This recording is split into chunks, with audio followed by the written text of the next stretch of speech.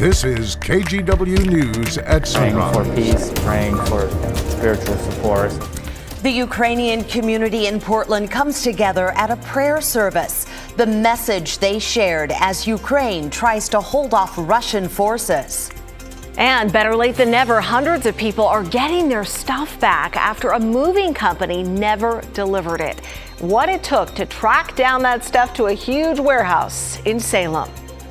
Also this morning, part one of a week-long series that looks at the impacts of climate change. So today's focus, the Cascades. We're talking about the region's disappearing snowpack, so we'll have that report for you coming up here at 5:15. Boy, the warm weather is disappearing our snowpack for sure. It's been so mild. Good morning, everyone. Thank you for joining us on this Monday. Rod, it's mild, it's wet, I'm telling you. Yeah, had some decent snow, of course, over the last week at times, but now today we have the warm weather. It's probably going to melt a good foot off of that snowpack. Here's the moisture plume. It's just kind of channeling right into us. So we're looking at periods of steady rain today, tomorrow, and then also on the Wednesday, the rain very widespread. So count on that throughout the day. It's incredibly mild out, 56 degrees right now. You'll feel gusty south winds. Temperatures approaching 60 in spots of the valley. We do have a flash flood watch out, which includes the coast and the coast range, and a high wind warning at the beach. We'll talk more about all of that coming up. All right, we'll see you then. Thank you, Rod. Russia's invasion of Ukraine is now in its fifth day. As Russian forces batter cities and villages, Russia finds itself more and more isolated from the world. Ukraine is meeting with Russia on the Belarusian border, pushing for a ceasefire. Tensions escalated further Sunday when Vladimir Putin ordered Russia's nuclear forces to be on high alert. Meanwhile, the UN General Assembly will hold an emergency meeting today to discuss the crisis. NBC's Bree Jackson has the latest. A country fighting for its survival as Russian President Vladimir Putin ramps up tensions with Ukraine, now putting his nuclear forces on high alert. We urge Russia to tone down its dangerous rhetoric regarding nuclear weapons. The world must take this threat very seriously. Russia denies its army is threatening Ukrainian civilians. The Russian army does not threaten civilians in Ukraine. It's not shelling civilian infrastructure. The invasion of Ukraine has world leaders united and pressuring Putin to back off. All of the EU and England closing their airspace to Russian commercial flights and sending unprecedented military aid to Ukraine. For the first time ever, the European Union will finance the purchase and delivery of weapons and other equipment to a country that is under attack. Here in the U.S., FedEx and UPS are halting deliveries to Russia, further isolating the country's economy. Lawmakers returning to Capitol Hill this week are vowing to pass a bipartisan plan to deliver nearly $6.5 billion in aid to Ukraine. It will be humanitarian aid, it will be economic aid, and it will be security aid. While also addressing Russian aggression. Everything that Vladimir Putin has said and other Russian officials has been propaganda, disinformation. So far, thank God, he's not thrown everything. He's not thrown the cyber attacks the way we expected. U.S. leaders and allies working as one to help Ukraine and its people. In Washington, Bree Jackson, NBC News. Well, there was a large Ukrainian community in the Portland area, and they held a special prayer vigil yesterday at the Ukrainian Bible Church in Fairview. People are dying. Руйнуються пожитки. All of the possessions are being destroyed. У тисячі і мільйонів людей страх на серці. Thousands and millions of people, they have great fear in their hearts. That service was done in 2 languages and called for hope. And this event was actually planned before Russia's invasion. It means so much more than we even originally thought. Praying for the country where most of, if not all of our members are from. The Ukrainian Bible Church is taking donations to help the people in Ukraine. You can donate online or by text. We have information on that in our story at KGW.com. Well, we are following all the new developments in Ukraine, and the Today Show will have much more right after sunrise. You can also find updates online at KGW.com. Right now, we want to get to some of our local headlines, and we start with a wild story out of Northeast Portland where a woman had her car stolen with her 3-year-old inside. So this happened near Northeast 16th and Shaver. Police say the child's mom called 911 around 8 o'clock Friday morning. A man reportedly jumped in her car while it was still running and took off with her 3-year-old son in the back seat. Now, the boy's father was also there, so he immediately started chasing after the suspect in another car, wound up following him for several blocks, and then crashed his car into the stolen car. So that's when the suspect got out. He started running. The father was able to get to his son inside the stolen car, found out he was okay, but the story is not over yet. Other people who were around that same spot where the crash happened, they started chasing after the suspect, and that includes T.P. Brown Jr., who did catch up to the suspect and used his own car to pin him against a fence. He and some other people managed to hold him there until police arrived. The Amazon driver, I wish I knew his name, got out of his truck with some rope, and we began to tie him up and detain him until the police got here. Police say the suspect was injured during the chase, and he'll be arrested after he's released from the hospital. Amazing story from those Good Samaritans. Also this morning, things looking up for hundreds of victims of a moving scam.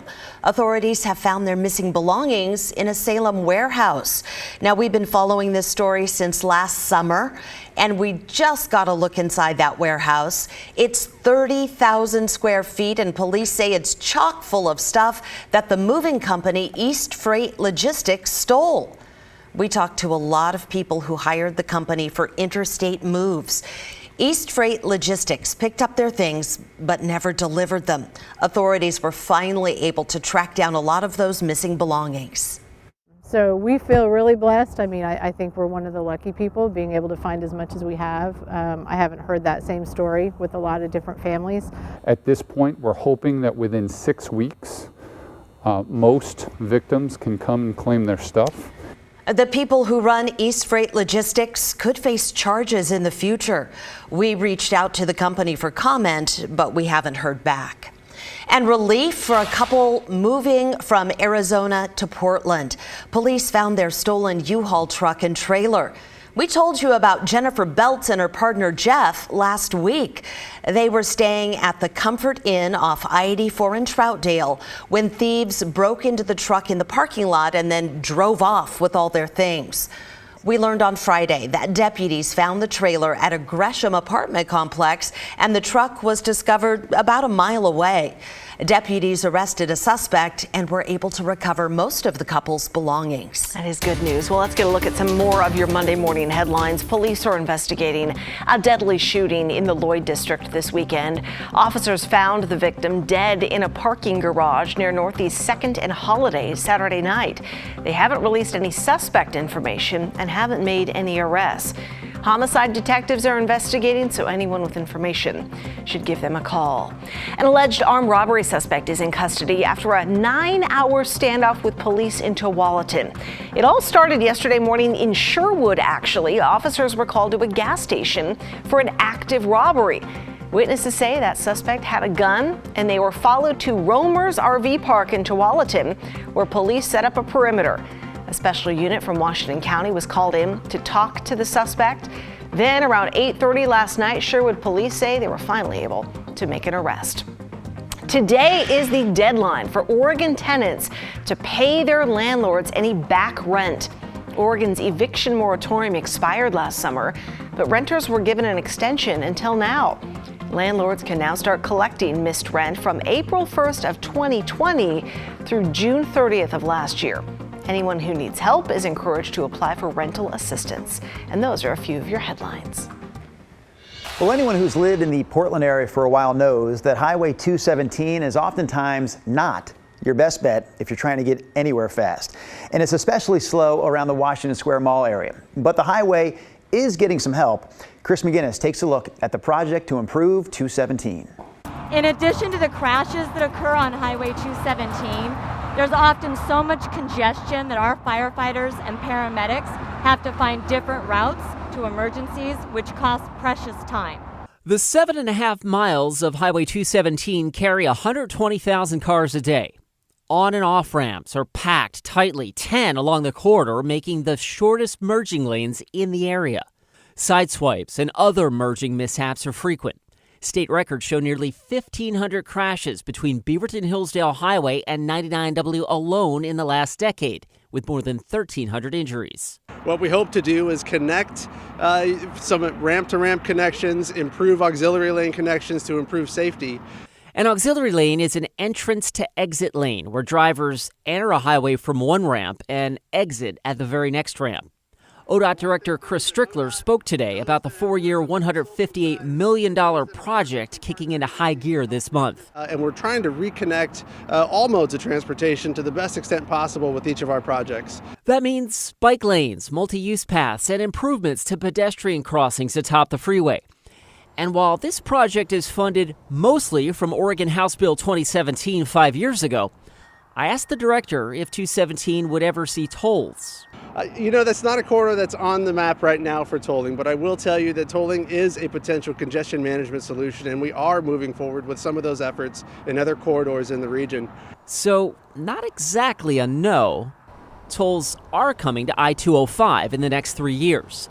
Meanwhile, construction along the 217 corridor is already moving forward, and the Hall Boulevard overpass will be closing overnights this spring. Chris McGinnis, KGW News. Rod, I know you're more of a I-5, I-205 guy, and those roads are never congested, right? Oh, no, it's a piece of cake. Sometimes I just go right down the middle of the lane, you know what I mean? Right? I just kind of weave back sideways and forth. In your car. Yes, exactly right. All right, let's get serious. In green, let's start here. Flood watch. This is today and tomorrow. This is for a part of the Oregon Coast Range up into the Willapa Hills where 5 inches, maybe a little bit more of rain is expected over the next 48 hours. Back this direction, wind advisory, parts of central Oregon up into much of Wasco County, actually, out into the Columbia Basin, 40 to 50 mile per hour south wind gusts. And then we have the high wind warning until 4 today. This is for the coast in red. This time around, we're looking for 60 to 65 mile per hour winds. The winds will be noticeable here in the valley, and I thought it was a warm feeling against my backside when I was out this morning. There's south winds 28 miles per hour in Aurora, and valley winds probably up to about 35 or so. That's where Salem is right now, roughly 33. There's the wind warning area where Newport right now is south at 51 miles per hour. So with the wind, we have all the steady rain. And this is an event that's the heaviest rain rates will be today.